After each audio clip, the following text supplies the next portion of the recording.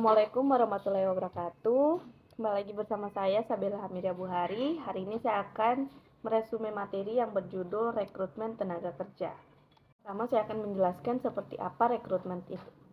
Rekrutmen merupakan kegiatan yang dilakukan oleh perusahaan untuk mencari tenaga kerja atau calon pelamar kerja dengan potensi yang dimiliki untuk bekerja sesuai dengan kualifikasi dan kebutuhan yang telah ditetapkan oleh perusahaan.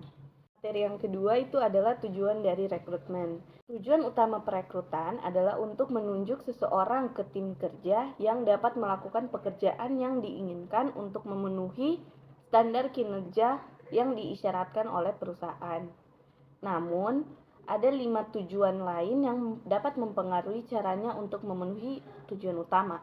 Yang pertama itu ada perlu efisiensi anggaran perusahaan, yang kedua bersikap adil, dan yang ketiga untuk memenuhi kebutuhan perusahaan di masa depan dan kebutuhan sekarang, dan yang keempat ada konsisten dan loyal terhadap perusahaan, dan yang kelima mengelola wajah publik perusahaan yang diperlukan dalam membangun corporate branding. Adalah proses perekrutan. Pada umumnya ada 3 tahap proses perekrutan. Yang pertama adalah mencari kebutuhan, dan yang kedua itu adalah proses perekrutan. Pada umumnya ada 3 proses, yaitu proses pencarian dan proses seleksi, dan yang selanjutnya proses penetapan.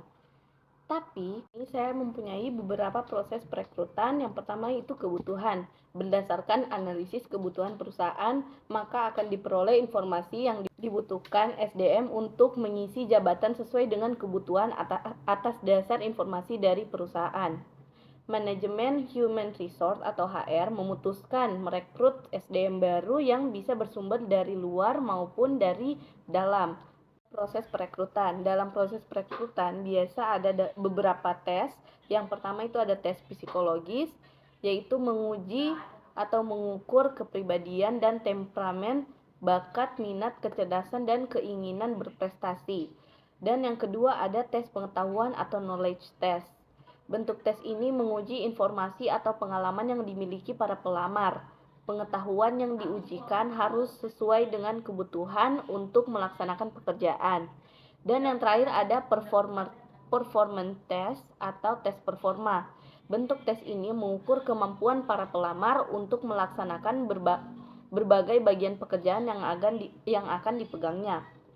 Selanjutnya adalah wawancara kerja. Wawancara kerja adalah percakapan formal dan mendalam yang dilakukan untuk mengevaluasi hal yang dapat diterima atau tidak diterimanya seorang pelamar.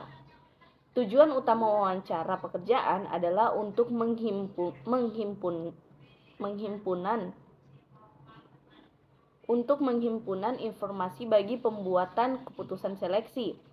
Yang terakhir itu adalah evaluasi medis dan keputusan penerimaan. Pemanfaatan teknologi dalam proses perekrutmen.